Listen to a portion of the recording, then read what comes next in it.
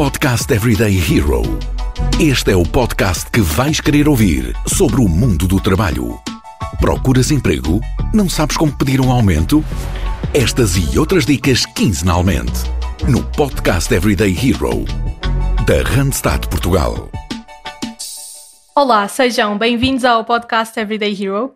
Hoje vamos falar sobre as 10 tendências do talento e isto vem do estudo Talent Trends da Randstad.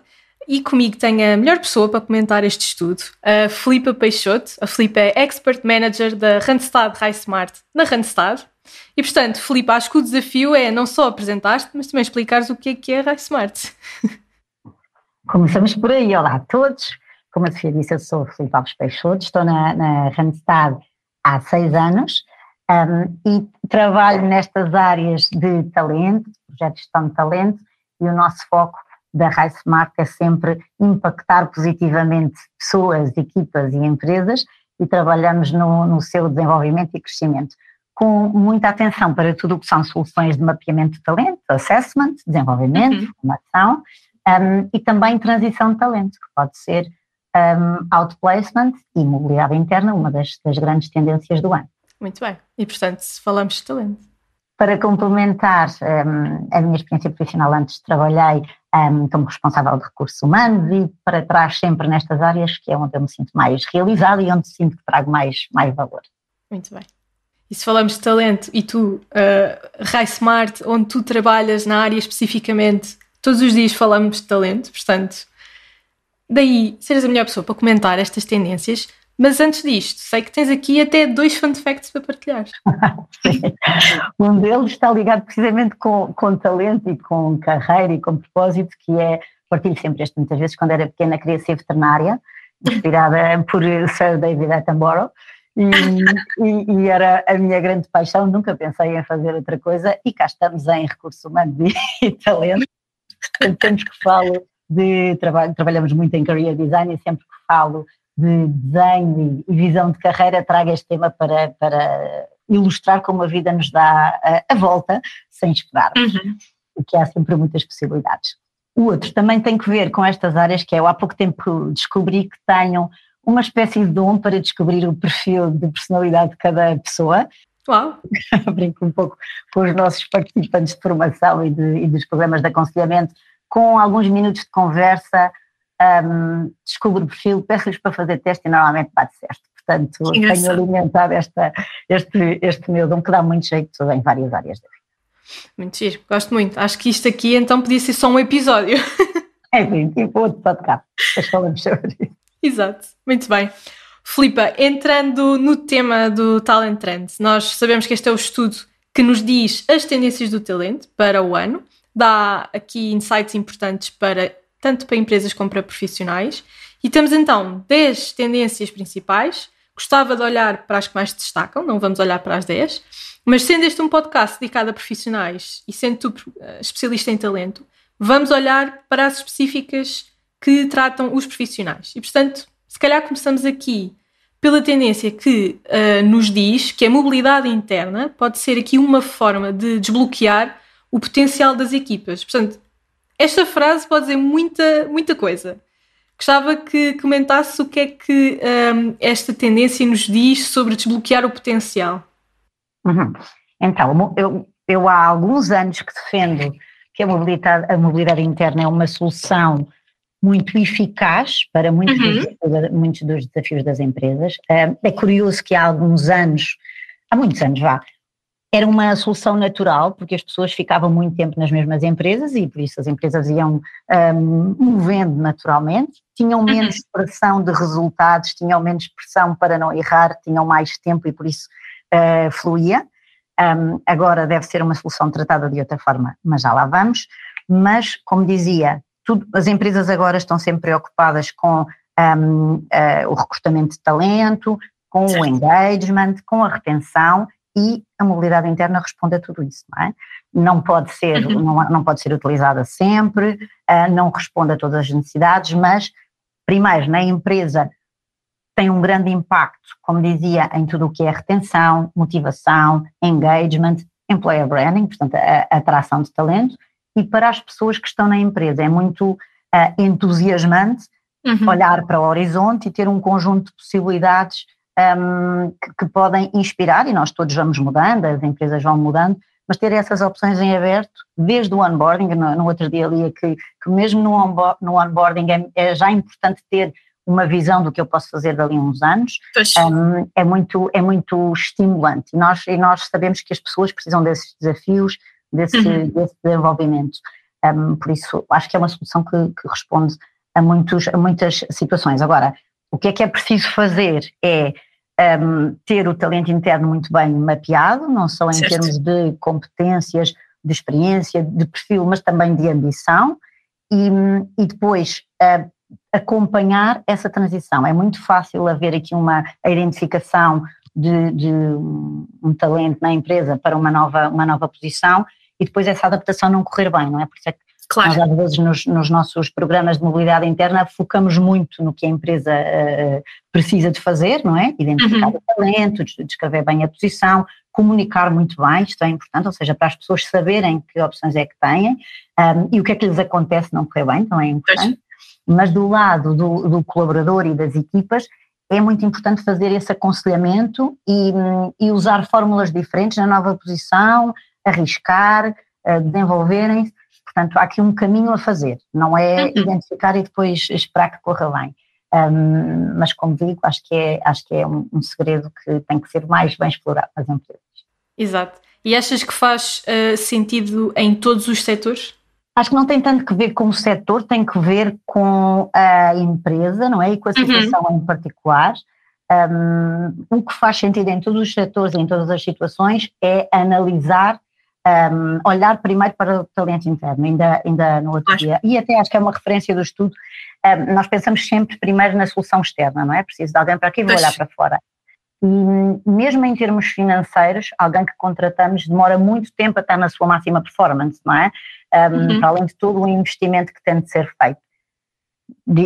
Eu li que era mais ou menos 12 meses, ou seja, para estar no nosso melhor. Alguém que está... Certo, curva de aprendizagem. Exatamente, alguém que já está na empresa, claro que tem uma curva de aprendizagem, mas já está alinhado, já tem know-how, já conhece muito bem a cultura, conhece muito bem os desafios, e se acrescentarmos a isto a energia de ser escolhido, não é?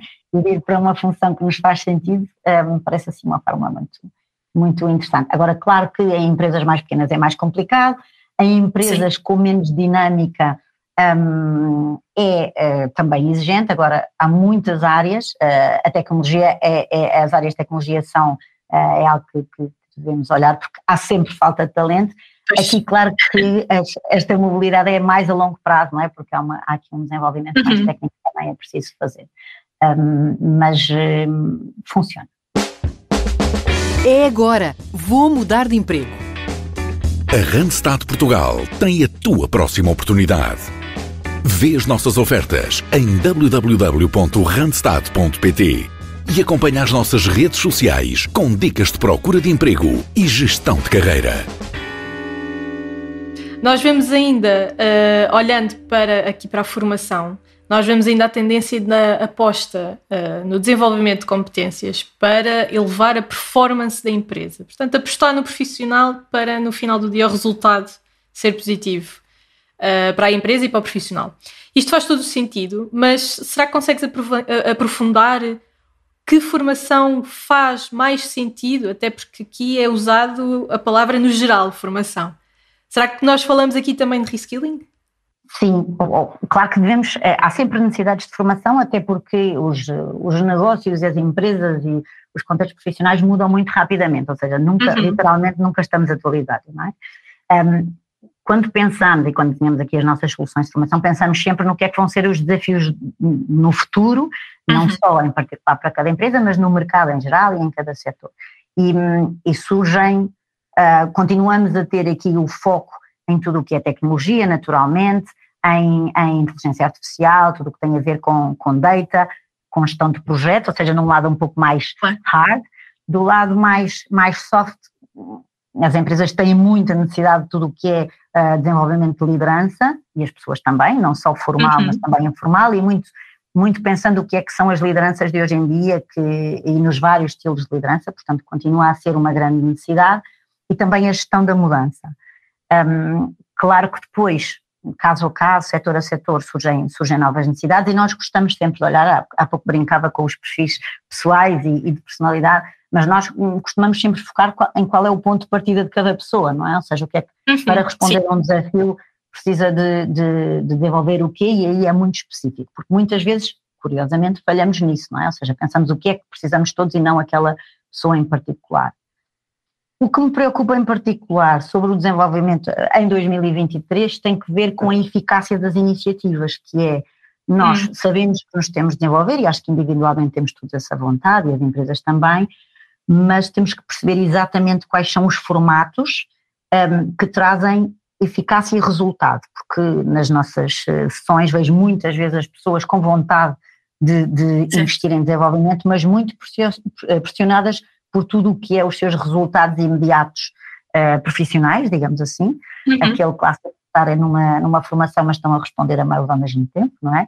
E por isso faz sentido repensar o tempo que se permite entregar a formação e alinhar esta expectativa quando é que surge o resultado do desenvolvimento e trabalhar muito o foco, que não me referi, mas também é uma das tendências cada vez mais importantes, que é estamos muito dispersos, temos muitos objetivos, temos que treinar muito o que é a prioridade e o desenvolvimento é claramente uma prioridade.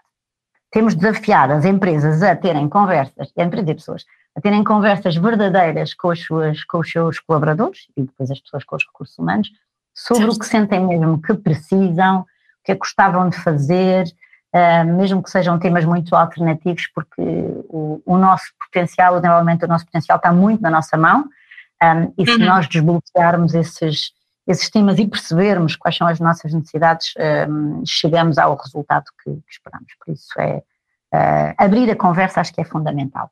Abrir a conversa e mantê-la, não é? Porque muitas vezes esta conversa da formação acaba por ser feita ou no início de um ano, ou no início de um contrato, há esta motivação, mas é importante mantê-la ao longo do ano e garantir que o plano é cumprido.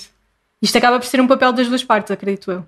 Exatamente, e há pouco falávamos no reskilling, que está muito ligado também à mobilidade interna, não é? Ou seja, certo, sem dúvida. Nós vamos mudando, a empresa vai mudando, surgem novos desafios, e é muito importante alimentar essa conversa não só numa lógica formal, mas ir trocando ideias, sem receios, errando, experimentando, é muito importante. Se há coisa que as pessoas valorizam nas empresas, é sentir esse olhar sobre elas próprias, ou seja, não só o desenvolvimento que beneficia o resultado da empresa, mas sentir um olhar verdadeiro sobre elas próprias e sobre o seu próprio bem-estar, não é? E estímulo intelectual, e é um dos principais fatores motivacionais e que atraem o talento interno. Bastante, exato. Destaque número 2.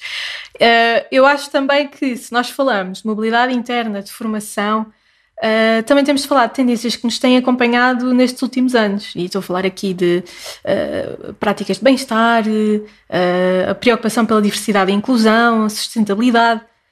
Estes três, especificamente, tu achas que são pilares fortes para atrair talento, ou ainda é só uma tendência que falamos quando falamos das empresas e do futuro do trabalho? As duas coisas são claramente pilares muito importantes, e diria que não há talent strategy hoje que possa excluir esses aspectos, é mesmo importante, e quando um profissional, quando um talento procura um novo projeto, tem isso em conta.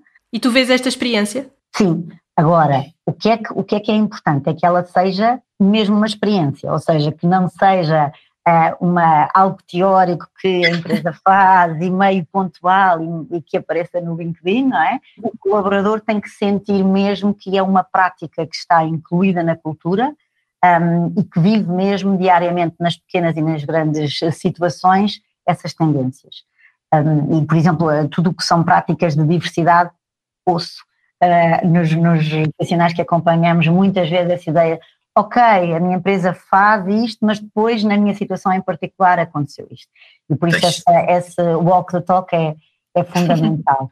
E muitas vezes as empresas fazem bem com o objetivo primeiro de atrair talento, mas na verdade o talento interno é o que devem atrair primeiro, não é? Porque defendemos sempre que os verdadeiros embaixadores da brand é quem está na empresa, e nós fazemos isto muitas vezes, ou seja, quando procuramos um novo projeto vamos falar com alguém que está nessa empresa, e se o colaborador disser não, podes avançar porque realmente é tudo o que vivemos, passa muita confiança. Portanto, as empresas devem fazer isso, e algumas felizmente fazem, já temos casos muito interessantes, empresas que criam essas condições para o talento interno e que permite que essas pessoas tenham um ponto de partida interessante na empresa.